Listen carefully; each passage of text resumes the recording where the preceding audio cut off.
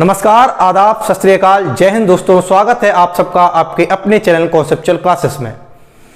हम लोगों ने मोशन में दो पार्ट में अभी तक सिर्फ सीखा है क्या कि वेलोसिटी क्या होती है, स्पीड क्या होती है, वेलोसिटी और स्पीड के बीच में डिफरेंस क्या होता है। वहीं हम लोगों ने पहली वीडियो में समझा था कि डिस्टेंस और डिस्प्लेसमेंट क्या होता है और उनके बीच में डिफरेंसेस क्या क्या होते हैं, क्या स्केलर क्वांटिटीज होती हैं और क्या वेक्टर क्वांटिटीज होती हैं। इन सबको हम लोगों ने बहुत बेहतरीन तरीके से समझा था। आज हम मोशन के ही वीडियो को आगे बढ़ाते हुए अपनी चर्चा को आगे बढ़ाते हैं और हम लोग आज पार्ट 3 लेके आए हैं मोशन का, जिसमें हम बात करेंगे इनिशियल वेलोसिटी क्या होती है। ठीक है, इनिशियल वेलोसिटी को किस सिंबल से हम दिखाते हैं, फाइनल वेलोसिटी क्या होती है, फाइनल वेलोसिटी को किस सिंबल से दिखाते हैं, इनिशियल वेलोसिटी कब शून्य होती है, कब इसका मान दिया जाता है, और फाइनल वेलोसिटी कब शून्य होती है, इसके बारे में भी हमें आज पढ़ना है। साथ ही साथ हम एक्सेलरेशन को भी आज ही पढ़ेंगे इस वीडियो में। ठीक है, वीडियो को आगे बढ़ाने से पहले चैनल को सब्सक्राइब करना ना भूलें, क्योंकि आप सबका साथ इस चैनल को बहुत आगे तक लेकर जाएगा। चलिए हम लोग देखते हैं कि आखिर फाइनल वेलोसिटी और इनिशियल वेलोसिटी क्या होती है। देखिए बोर्ड पर भी आप देख पा रहे होंगे, लिखा हुआ है प्रारंभिक वेग, जिसको इंग्लिश में कहा जाता है इनिशियल वेलोसिटी।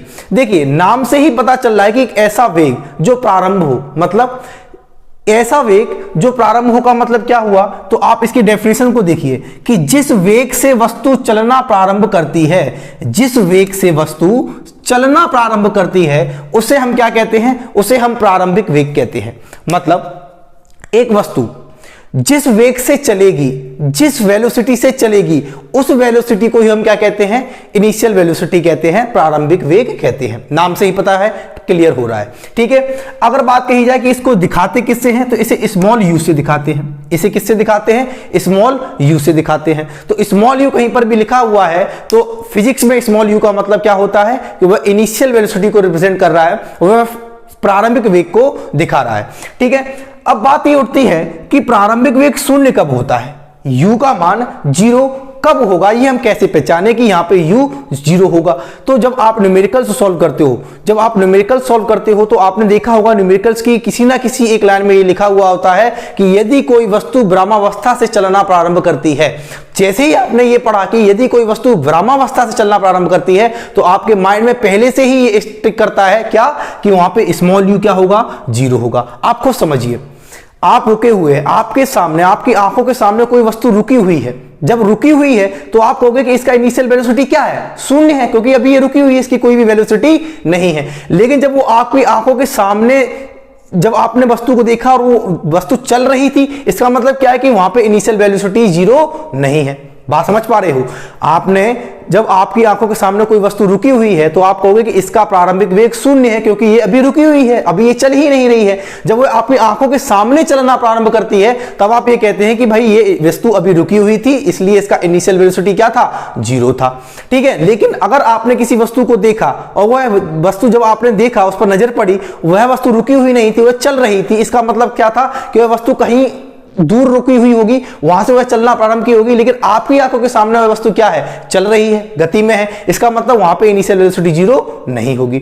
तो हमने क्या कहा, आपको एक तो ये तरीका है कि जैसे ही आपको दिख जाए कि कोई वस्तु विरामावस्था में है, इसका मतलब वहां पे इनिशियल वेलोसिटी क्या हो जाएगी, 0 हो जाएगी। लेकिन आपको इसमें भी कंफ्यूजन हो तो आप इस लाइन को पढ़िए। इसमें कहा गया है कि जब वस्तु हमारी आंखों के सामने, जब वस्तु हमारी आंखों के सामने चलना प्रारंभ करे तो हम कहेंगे कि वहां पे इनिशियल वेलोसिटी क्या हो जाएगी, 0 हो जाएगी। यानी वस्तु रुकी हुई थी, जब आपने वस्तु को देखा, वस्तु रुकी हुई थी और वो आपके सामने से ही चलना प्रारंभ की, इसका मतलब क्या है कि वहां पे इनिशियल वेलोसिटी क्या हुई, 0 हुई। इनिशियल वेलोसिटी क्या हुई, 0 हुई। एग्जांपल के तौर पे मैं कहूं, आप किसी प्लेटफॉर्म पर खड़े हुए हैं, ट्रेन आपके, जब आप प्लेटफॉर्म पर गए तो ट्रेन खड़ी हुई थी प्लेटफॉर्म पे, ट्रेन खड़ी हुई थी प्लेटफॉर्म पे, इसका मतलब है वो अभी रुकी हुई है, गति में नहीं है, और आपकी आंखों के सामने ही ट्रेन चलना प्रारंभ की, इसका मतलब है कि ट्रेन का प्रारंभिक वेग क्या है, शून्य है। ट्रेन का प्रारंभिक वेग क्या है, शून्य है। लेकिन वहीं अगर मैं कहूं कि आप स्टेशन के प्लेटफॉर्म पर खड़े हुए हैं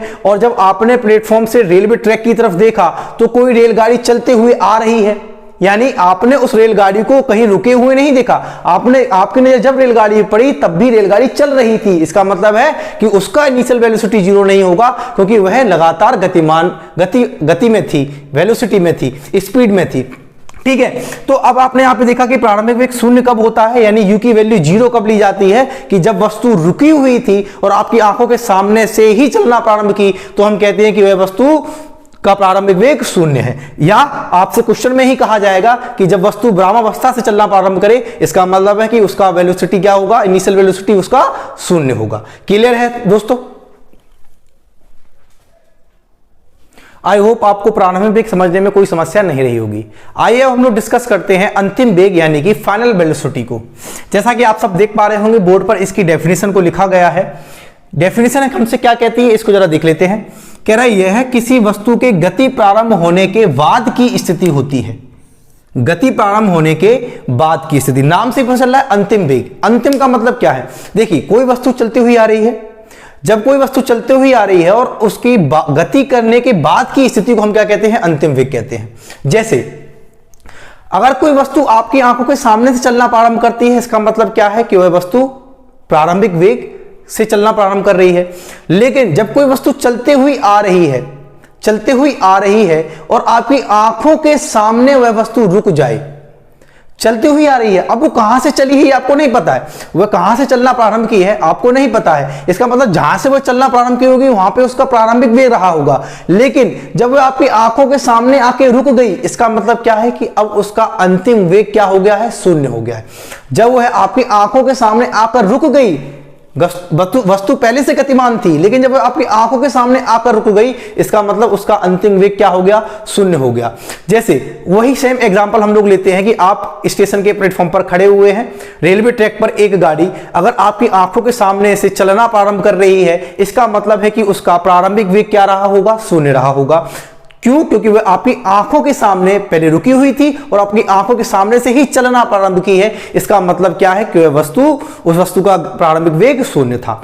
ठीक उसका उल्टा लिया जाए, क्या लिया जाए कि आप प्लेटफॉर्म पर खड़े हुए हैं, रेलवे ट्रैक की तरफ देख रहे हैं। रेलवे ट्रैक पर क्या हुआ, एक गाड़ी एकदम शताब्दी जैसी कोई गाड़ी आई और एकदम सटाक से निकल गई आपकी आंखों के सामने से। इसका मतलब क्या है कि आपने जब उस वस्तु को देखा तो वह वस्तु गतिमान थी। इसका मतलब वहां आप प्रारंभिक वेग शून्य नहीं कर सकते हो। क्यों नहीं कर सकते हो? क्योंकि जो वस्तु वह जिस स्टेशन से चलना प्रारंभ की होगी वहां उस वस्तु का प्रारंभिक वेग शून्य रहा होगा। लेकिन यहां तो आपकी आंखों के सामने से निकल गई, इसका मतलब यहां पे आपके लिए उसका वेग कुछ ना कुछ रहा होगा। ठीक है। अगर मैं कहता हूं कि कोई वस्तु, कोई रेलगाड़ी, आप प्लेटफॉर्म पर खड़े हुए रेलवे ट्रैक पर कोई रेलगाड़ी आई, चलते हुई आई और आपकी आंखों के सामने आकर रुक गई। कोई रेलगाड़ी चलते हुई आई और आपकी आंखों के सामने आकर रुक गई, इसका मतलब क्या है कि आपके आंखों के सामने आकर रुकने का मतलब है कि उसका अंतिम वेग क्या हो गया है, शून्य हो गया। कि वह वस्तु गतिमान थी लेकिन आपकी आंखों के सामने आकर रुक गई, इसका मतलब है कि उसका अंतिम वेग, फाइनल वेलोसिटी क्या हो गई, शून्य हो गई, जीरो हो गई। ठीक है। तो अगर मैं ये कहता हूं कि अंतिम वेग को किससे दर्शाया जाता है, तो आप कहोगे कि अंतिम वेग को स्मॉल v से दर्शाया जाता है। मतलब प्रारंभिक वेग को तो हम u से दर्शाते हैं और फाइनल वेलोसिटी यानी अंतिम वेग को हम v से दर्शाते हैं। v का मान 0 यानी शून्य कब होगा, ये हम कैसे पहचानेंगे? तो हमने कहा कि जब कोई वस्तु आपकी आंखों के सामने आकर रुक जाए, या क्वेश्चन में ऐसे बोल दिया जाएगा कि कोई वस्तु चलती हुई आ रही है और इतने समय बाद वह रुक गई। ठीक है, 5 सेकंड बाद वह रुक गई। इसका मतलब क्या है कि उसका फाइनल वेलोसिटी क्या हो गया, शून्य हो गया, जीरो हो गया। और कहने का दूसरा तरीका यह भी हो सकता है कि जब कोई वस्तु विराम अवस्था में आ जाए, नोट कीजिए प्रारंभिक वेग में क्या था कि विरामावस्था से चलना प्रारंभ करती है, लेकिन यहां क्या कह रही है कि जब कोई वस्तु विराम अवस्था में आ जाए, यानी कोई वस्तु गतिमान थी पहले से और आपकी आंखों के सामने आकर रुक गई, विराम हो गई, इसका मतलब कि उसका अंतिम वेग क्या हो गया, शून्य हो गया।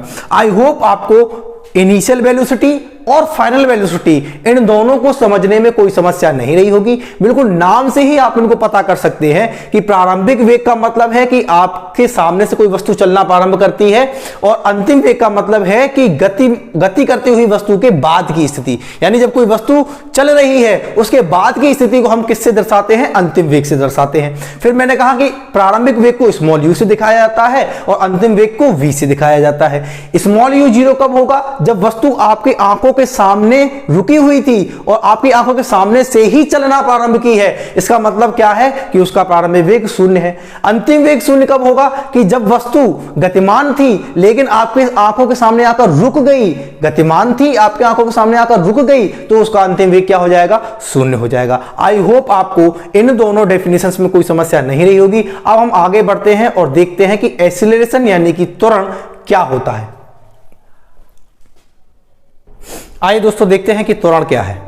देखिए, त्वरण की जब भी बात की जाती है, त्वरण को हम क्या कहते हैं, एक्सीलरेशन कहते हैं। देखिए त्वरण क्या है, त्वरण के लिए डेफिनेशन जो कही गई है वो सिर्फ इतना कहा गया है कि वेग परिवर्तन की दर को त्वरण कहते हैं।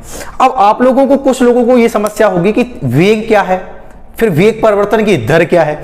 तो देखिए, अगर आपने मेरी पिछली वीडियो देखी है तो उसमें मैंने बहुत ही डिटेल में समझाया है कि वेग और गति, वेग और गति इनमें क्या अंतर है, ये हम लोगों ने बहुत अच्छी तरीके से समझाता है। यानी वेलोसिटी और स्पीड में क्या डिफरेंस होता है, क्या स्पीड और वेलोसिटी सेम होती है, हमने ये भी बताया था कि कब सेम होती हैं, कब सेम नहीं होती हैं, क्या इसका फंडा होता है, क्या डिफरेंसेस हैं, कौन स्केलर क्वांटिटी होती है, कौन वेक्टर क्वांटिटी होती है, ये सारी चीजें हम लोगों ने वहां पे समझी थी। ठीक है, तो बार बार इसको रिपीट करना एक अच्छी बात नहीं मानी जाएगी। हम लोग आगे बढ़ते हैं और हम समझते हैं कि वेग परिवर्तन की दर क्या होती है। देखिए जरा, वेग का मतलब होता है कि एक ऐसी गति, वस्तु तो गति में है लेकिन एक ऐसी गति जिसमें क्या हो, जिसमें परिमाण यानी कि जिसमें रिजल्ट के साथ साथ क्या दिया गया हो, डायरेक्शन भी दिया गया हो। तो वेग में क्या होता है, स्पीड के साथ साथ डायरेक्शन भी होता है, स्पीड के साथ साथ डायरेक्शन भी होता है। जैसे मैं कहूं कि कोई रेलगाड़ी है, अगर मैं सिर्फ इतना कहता हूं कि कोई रेलगाड़ी 5 किलोमीटर प्रति घंटे की चाल से चल रही है, तो ये 5 किलोमीटर प्रति घंटे की चाल, चाल का मतलब स्पीड, 5 किलोमीटर प्रति घंटे की चाल में हमने सिर्फ यहां पे परिमाण यानी कि रिजल्ट की बात कही है। हमने सिर्फ ये बोला गया है कि पर सेकेंड वह 5 मीटर की डिस्टेंस को कवर कर रही है। लेकिन अगर मैं इसमें सिर्फ ये और जोड़ देता कि एक रेलगाड़ी 5 किलोमीटर प्रति घंटे की चाल, 5 किलोमीटर प्रति घंटे से पूर्व दिशा में चल रही है, तो अब ये पूर्व दिशा में जब चल रही है तो इसकी अब ये चाल नया होके क्या हो गया है, वेग हो गया है। ठीक है, तो आपको मैंने देखो छोटे छोटे एक एग्जांपल में वेग और चाल के बीच में डिफरेंस समझा दिया है कि चाल जहां पर डायरेक्शन नहीं दिया जाता है, वेग वो होता है जिसमें डायरेक्शन भी इंक्लूड होता है। तो इसमें वेग परिवर्तन की दर की बात कही जा रही है। तो वेग परिवर्तन का मतलब क्या हुआ कि ऐसे मान लीजिए कि आप गाड़ी का एक्सीलरेटर देखा है, एक्सीलरेटर, तो जो गाड़ी का एक्सीलरेटर होता है वो किससे बना है, वो इसी एक्सीलरेशन से बना है। इसी किससे बना है, एक्सीलरेशन से बना है। हम एक्सीलरेटर से क्या करते हैं, स्पीड को बढ़ाते और घटाते हैं, बढ़ाते और घटाते हैं, बढ़ाते और घटाते हैं। बढ़ाते कब है, जब हम इसको ऐसे खींचते हैं, और कम कब करते हैं, जब हम इनको ऐसे करते हैं। इसका मतलब क्या है, जैसे ही हम एक्सीलरेटर को बढ़ाते हैं हमारी गति, हमारा वेग बढ़ जाता है, हमारा वेग बढ़ जाता है, बाइक बहुत स्पीड में चलने लगती है। जैसे ही हम कम करते हैं स्पीड कम हो जाती है। इसका मतलब क्या है, वही तो वेग परिवर्तन की दर है। मतलब ये कि अगर आपकी गाड़ी, आपकी बाइक 5 किलोमीटर प्रति घंटे की चाल से चल रही थी और अगले ही सेकेंड उसकी चाल 7 किलोमीटर प्रति घंटा हो गई, इसका मतलब क्या हुआ कि उसका वेग बढ़ा, उसका वेग बढ़ा। पहले 5 किलोमीटर प्रति घंटा था, अब 7 किलोमीटर प्रति घंटा हो गया, इसका मतलब उसका वेग बढ़ा। क्यों बढ़ा, बढ़ा का मतलब क्या हुआ कि कितना बढ़ा, तो आप कहोगे 7 - 5, यानी आपने ये कहा कि मेरी पहले गाड़ी का जो प्रारंभिक वेग था वो था 5 किलोमीटर प्रति घंटा।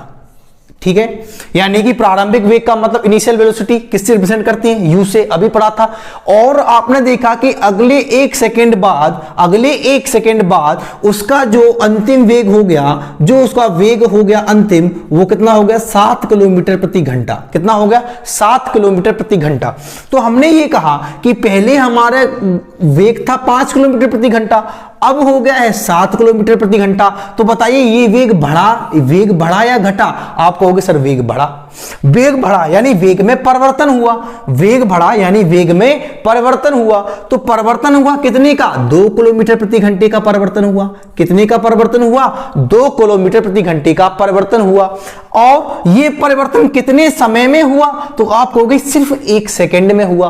कितने समय में हुआ, सिर्फ 1 सेकेंड। यहां चाल घंटे में दी गई है तो हम समय भी घंटे घंटे में ले लेते हैं कि कितने समय में हुआ, 1 घंटे में हुआ। यानी पहले 5 किलोमीटर प्रति घंटा थी और अगले 1 घंटे बाद उस वस्तु की चाल 7 किलोमीटर प्रति घंटा हो गई, यानी 1 घंटे में उसके वेग में परिवर्तन हुआ। तो कितना परिवर्तन हुआ, 2 किलोमीटर प्रति घंटे का।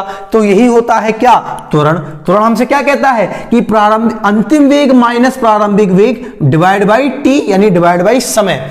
समय का मतलब क्या हुआ, दर जो होती है, दर, वेग परिवर्तन की दर बोली जाए, किसी की भी दर बोली जाए, फिजिक्स में अगर किसी की भी रेट बोला जा रहा है, किसी की भी दर बोली जा रही है, तो उसका मतलब होता है कि आप वहां पे टाइम से क्या कर रहे होते हैं, डिवाइड कर रहे होते हैं। टाइम से क्या कर रहे होते हैं, डिवाइड कर रहे होते हैं, यानी आप वहां पे समय का क्या लगाते हैं, भाग। वेग परिवर्तन का मतलब कि पहले हमारा वेग कुछ था, अब बढ़कर कुछ और हो गया, इसका मतलब वेग बढ़ा या घटा वो परिवर्तन के ही तहत आता है। तो बढ़कर हो गया v, पहले था u, यानी पहले था हमारा प्रारंभिक वेग, बढ़कर हो गया अंतिम वेग, परिवर्तन के लिए घटाओगे, और भाग दर का मतलब भाग दे दोगे किससे, समय से। यही हो जाता है हमारा त्वरण का formula v minus you upon T. ठीक है, अब देखिए त्वरण डेफिनेशन को हमने समझा कि वेग परिवर्तन की दर को हम क्या कहते हैं, त्वरण कहते हैं। यानी पहले प्रारंभिक वेग कुछ था, बढ़कर वेग कुछ हो गया, जितने समय में ये बढ़ा उसको हम उस समय से भाग दे देते हैं, तो हमारा क्या निकल के आ जाता है, त्वरण निकल के आ जाता है। तो इसी को हम कहते हैं कि वेग परिवर्तन की दर को त्वरण कहते हैं, एक्सेलरेशन कहते हैं। अब त्वरण एक सदिश राशि है।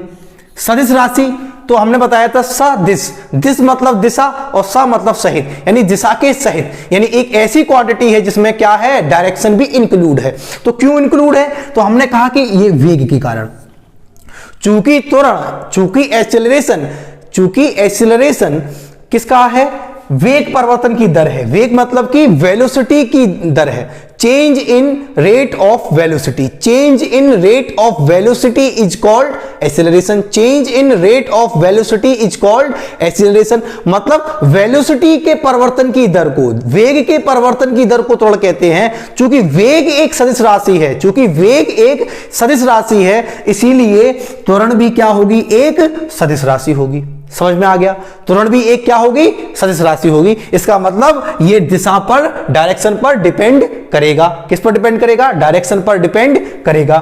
अगर इसके मात्रक की बात की जाए, यानी इसके यूनिट की बात कही जाए, तो इसका यूनिट क्या होता है, मीटर पर सेकेंड स्क्वायर। आप ऐसे भी देख सकते हो कि मीटर पर सेकेंड स्क्वायर कैसे हुआ।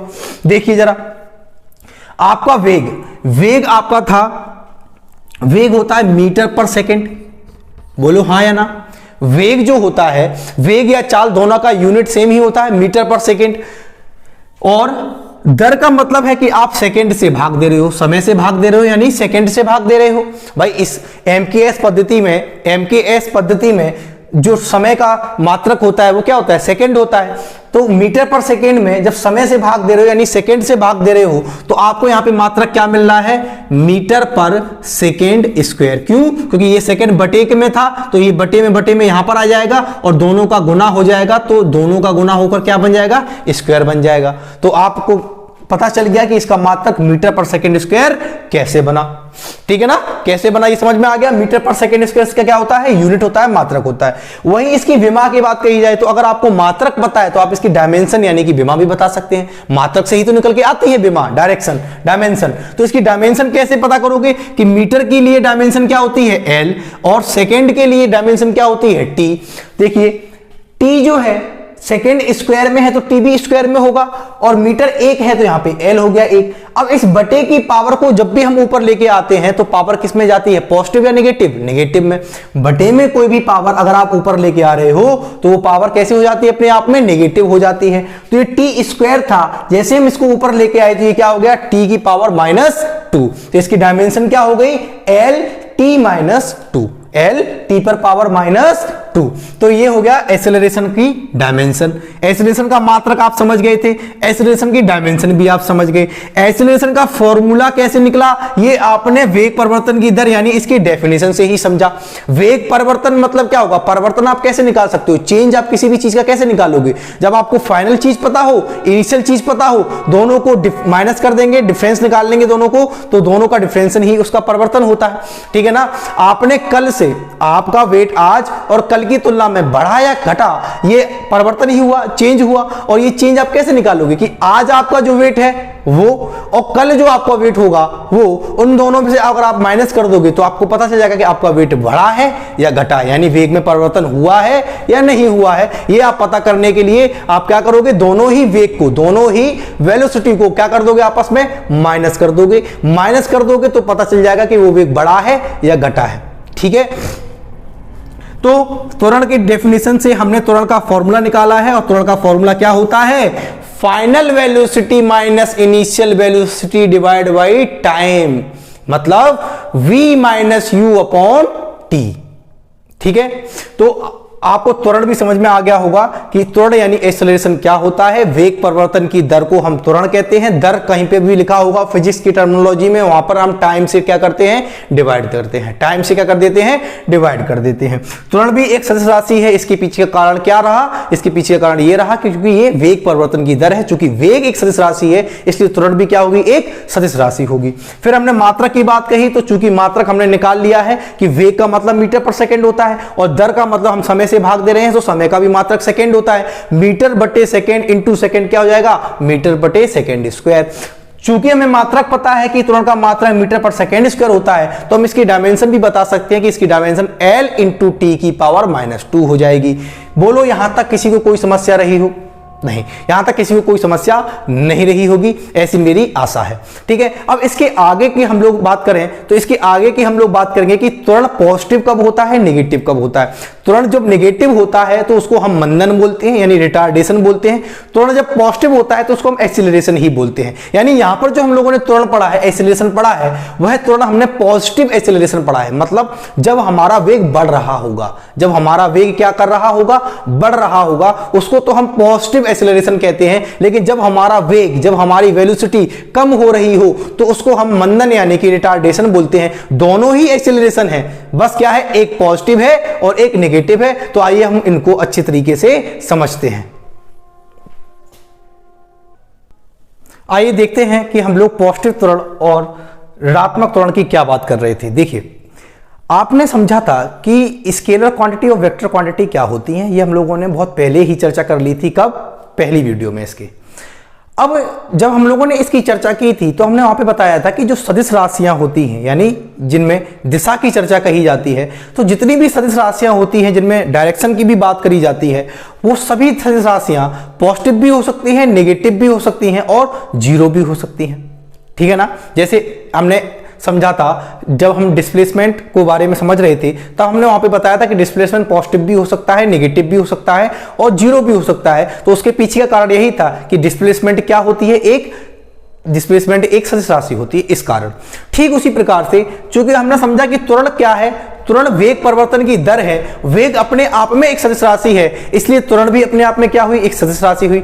सदिश राशि होने के कारण ही त्वरण पॉजिटिव भी हो सकता है, नेगेटिव भी हो सकता है। तो अब इसकी पॉजिटिव और नेगेटिव की वजह से हमने इसको दो भागों में बांट दिया कि जब त्वरण पॉजिटिव होगा, पॉजिटिव का मतलब होगा कि वेग को क्या कर रहा होगा, बढ़ा रहा होगा या घटा रहा होगा, बढ़ा रहा होगा। वेग को क्या कर रहा होगा, बढ़ा रहा होगा। मतलब जब आपकी गति 5 मीटर पर सेकेंड थी और अगले ही सेकेंड आपका वेग 6 मीटर पर सेकेंड हो गया, इसका मतलब है कि यहां पर लगने वाला जो त्वरण है वो पॉजिटिव है या नेगेटिव है। तो आप कहोगे यहां पर लगने वाला जो त्वरण है वो पॉजिटिव है। क्यों, क्योंकि यहां पर वह वेग को, वेलोसिटी को क्या कर रहा है, बढ़ा रहा है। तो जब त्वरण पॉजिटिव होता है तो वहां पर वेग बढ़ता है, यानी वहां पर वेग में जो परिवर्तन होता है वो पॉजिटिव होता है। पॉजिटिव का मतलब ही यही हुआ कि वहां पर वेग बढ़ता हुआ दिखाई देगा आपको। लेकिन जब एक्सेलरेशन ऋणात्मक होता है यानी नेगेटिव होता है, तो वहां पर आपकी वेलोसिटी बढ़ती नहीं बल्कि घटती है, यानी कम होती है। तो ऐसी स्थिति में हम उस ऋणात्मक त्वरण को एक नाम और दे देते हैं और उसका नाम हम रख देते हैं मंदन।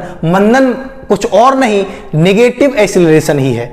नेगेटिव एक्सीलरेशन को ही हम क्या कहेंगे, मंदन कहेंगे। यानी जब आपके वेग परिवर्तन जो हो रहा हो वो नेगेटिव हो रहा हो, मतलब वहां पर वेग बढ़ने की जगह क्या हो रहा हो, कम हो रहा हो। एग्जाम्पल के तौर पे सबसे बढ़िया एग्जाम्पल इसके लिए यही बैठता है कि जब आप गाड़ी के एक्सीलेटर को देखते हैं, तो जब आप एक्सीलेटर को ऐसे करके बढ़ाते हो, बढ़ रहा है ना, जब बढ़ रहा है इसका मतलब क्या है कि वहां पे एक्सीलरेशन पॉजिटिव है। कैसा एक्सीलरेशन है, पॉजिटिव एक्सीलरेशन है। स्पीड बढ़ रही है, वेग बढ़ रहा है, समझ रहे हो। लेकिन जैसे ही हम एक्सीलरेटर को कम करते चले जाते हैं, हमारी स्पीड, हमारा वेग कम होता चला जाता है। इसका मतलब है कि वहां पे जो एक्सेलरेशन है वो पॉजिटिव ना होके कैसा है, नेगेटिव है। इसलिए हम उसको रिटार्डेशन भी बोल सकते हैं, मंदन भी बोल सकते हैं। और मंदन में वेग बढ़ता नहीं बल्कि वेग घटता है। ठीक है, एग्जाम्पल के तौर पे अगर मैं आपसे कहना चाहूं कि एक वस्तु जिसका प्रारंभिक वेग 6 मीटर पर सेकेंड था, 6 मीटर पर सेकेंड था और 2 सेकेंड बाद यह देखा गया कि उस वस्तु का वेग बढ़कर 8 मीटर पर सेकेंड हो गया, तो बताइए वस्तु पर लगने वाला त्वरण पॉजिटिव था या नेगेटिव था? पॉजिटिव था या नेगेटिव था? तो आप बहुत आसान तरीके से यहां पे देखकर ही बता सकते हैं कि चूंकि यहां पर पहले इनिशियल वेलोसिटी 6 मीटर पर सेकेंड थी और जो बढ़कर 8 मीटर पर सेकेंड हो गई, तो यहां पे त्वरण तो लग रहा है पॉजिटिव ही, क्योंकि जब वेग बढ़ रहा है तो त्वरण कैसा लग रहा होगा, पॉजिटिव लग रहा होगा। अब अगर मैं यहां पे आपसे ये पूछूं कि एक्सेलरेशन है कितना एक्सेलरेशन लग रहा है, तो उसके लिए आप कहोगे कि एक्सेलरेशन होता है फाइनल वेलोसिटी मतलब 8 मीटर पर सेकेंड माइनस इनिशियल वेलोसिटी मतलब 6 मीटर पर सेकेंड डिवाइड बाई टाइम कितना है 2। आप देखिए 8 माइनस 6 का मतलब 2 हुआ, डिवाइड बाई 2 हुआ, 2 से 2 कैंसिल आउट होके बचा कितना 1। इसका मतलब है 1 मीटर पर सेकेंड स्क्वायर, 1 मीटर पर सेकेंड स्क्वायर यहां पर क्या है, एक्सीलरेशन है। और ये एक्सीलरेशन पॉजिटिव है या नेगेटिव है, पॉजिटिव है। क्यों? क्योंकि यहां पर जो वेलोसिटी है, जो वेग है वो बढ़ रहा है ना कि घट रहा है। ठीक इसके ही विपरीत अगर मैं ये कह देता कि यहां पर जो वेग है, पहले वेग 6 मीटर पर सेकेंड था और अगले 2 सेकेंड बाद देखा गया कि इसका वेग घटकर 4 मीटर पर सेकेंड रह गया, तो ये तब ही संभव है जब हमारा एक्सीलरेशन पॉजिटिव ना होके कैसा हो जाए, नेगेटिव हो जाए। तो नेगेटिव होने का मतलब यहां पर भी हम फॉर्मूला तो चेंज नहीं होगा, फॉर्मूला तो वही होता है, वेग परिवर्तन की दर को ही हम त्वरण कहते हैं। तो जब वेग परिवर्तन की दर यहां पे निकालोगे आप, तो वो नेगेटिव निकल के आएगी। और ये नेगेटिव ये शो कर रही है कि चूंकि एक्सीलरेशन एक सदिश राशि है और सदिश राशि पॉजिटिव भी हो सकती है, नेगेटिव भी हो सकती है। और चूंकि ये नेगेटिव है इसलिए ये पॉजिटिव त्वरण ना होके नेगेटिव त्वरण है। नेगेटिव त्वरण का मतलब ये मंदन है, मंदन का मतलब ये वेलोसिटी को बढ़ाएगा नहीं बल्कि घटाएगा। इतनी बात क्लियर है। आई होप आपको आज की वीडियो को हम ज्यादा लंबा नहीं बढ़ाएंगे, वीडियो को शॉर्ट ही रखना है। तो आज की वीडियो में हम लोगों ने सिर्फ 3 चीजें सीखी हैं और बहुत ही बेसिक सी 3 चीजें थी। ठीक है, धीरे धीरे हम इनके डिफिकल्टी लेवल पर बढ़ेंगे, हम इनके न्यूमेरिकल्स को भी देखेंगे। जैसे कल हम अगली वीडियो में हम क्या पढ़ेंगे, अगली वीडियो में हम देखेंगे कि गैलीलियो की गति के नियम क्या हैं और उन गैलीलियो की गति के नियम के आधार पर हम उनके न्यूमेरिकल्स को देखेंगे जो कि कई सारे वनडे एग्जाम में हमसे पूछे गए हैं। ठीक है, तो आज की वीडियो में हम लोगों ने सिर्फ एक्सीलरेशन को समझा है, एक्सीलरेशन में पॉजिटिव एक्सीलरेशन क्या होता है, नेगेटिव एक्सीलरेशन क्या होता है, इसको समझा है।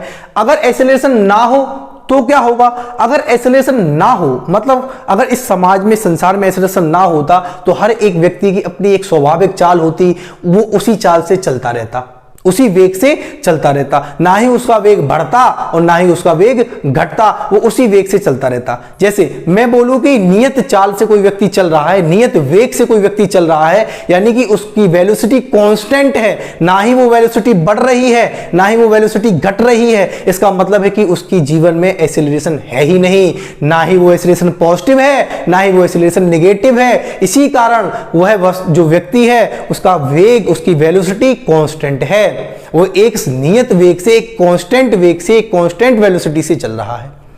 ठीक है, तो जब भी आपसे न्यूमेरिकल में ये बोला जाएगा कि एक वस्तु नियत वेग से चल रही है, इसका मतलब है कि वहां पे एक्सीलरेशन 0 है, ना ही पॉजिटिव एक्सीलरेशन है वहां पे, ना ही नेगेटिव एक्सीलरेशन है। अगर उस वस्तु का वेग बढ़ रहा होता तो पॉजिटिव एक्सीलरेशन होता, अगर उस वस्तु का वेग समय के साथ घट रहा होता तो नेगेटिव एक्सीलरेशन होता। इतनी सी सिंपल सी बात है। समय के अनुसार अगर वेलोसिटी बढ़ जाए तो हम कहेंगे पॉजिटिव एक्सीलरेशन यहां पर इंट्रोड्यूस हुआ है, और अगर हम कहते समय के आधार पर वेलोसिटी घट जाए तो हम कहेंगे यहां पर नेगेटिव एक्सीलरेशन इंट्रोड्यूस हुआ है। नेगेटिव एक्सीलरेशन को बस हमने एक अलग नाम दे दिया गया है, वो हम रिटार्डेशन कहते हैं, मंदन कहते हैं। तो कहीं पर भी अगर आप मंदन को देखते हैं तो आप कंफ्यूज नहीं होना, मंदन कुछ और नहीं बल्कि नेगेटिव एक्सीलरेशन है। ठीक है दोस्तों, आज की वीडियो में इतना ही रखते हैं। मिलते हैं अगली वीडियो में एक नए कॉन्सेप्ट के साथ। तब तक के लिए जय हिंद दोस्तों, नमस्कार।